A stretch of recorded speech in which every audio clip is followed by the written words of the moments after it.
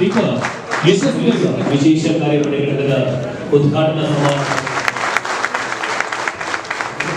ದೀಪ ಸನ್ಮಾನ್ಯ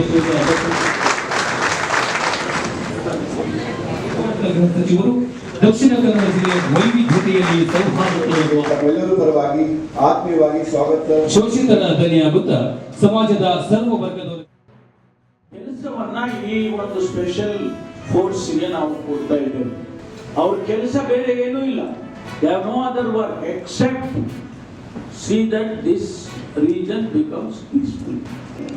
ಇದು ಯಶಸ್ಸಾಗುತ್ತೆ ಅಂತ ಹೇಳಿ ನನಗೆ ಅನ್ಸುತ್ತೆ. ಒಳ್ಳೊಳ್ಳೆ ಮಾತಾಡೋದು, ಒಳ್ಳೊಳ್ಳೆ ರೀತಿಯಲ್ಲಿ ಅವರನ್ನ ಅಪ್ರೋಚ್ ಮಾಡಿ ಬೇಡಪ್ಪ ಹೀಗೆಲ್ಲ ಮಾಡಬೇಡಿ ಅಂತ ಹೇಳೋದು, ಆದರೆ ಅದು ಕಿವಿಗೆ ಹೋಗ್ಲಿಲ್ಲಲ್ಲ. ಆ ಕಾರಣಕ್ಕಾಗಿ ಇವತ್ತು ಸ್ವಲ್ಪ ಫೋರ್ಸ್ ಅನ್ನು ಕೂಡ ಯೂಸ್ ಮಾಡಬೇಕಾಗ್ತದೆ ಅನ್ನೋ ದೃಷ್ಟಿಯಿಂದ ಇದನ್ನ ನಾವು ರಾಜ್ಯ ಸರ್ಕಾರ ಇವತ್ತು ಮಾನ್ಯ ಮುಖ್ಯಮಂತ್ರಿಗಳು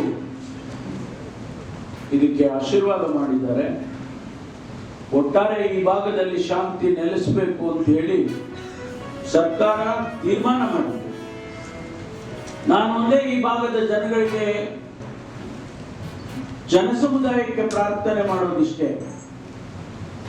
ಇವರಿಗೆ ನೀವು ಕೆಲಸ ಕೊಡಬೇಕು.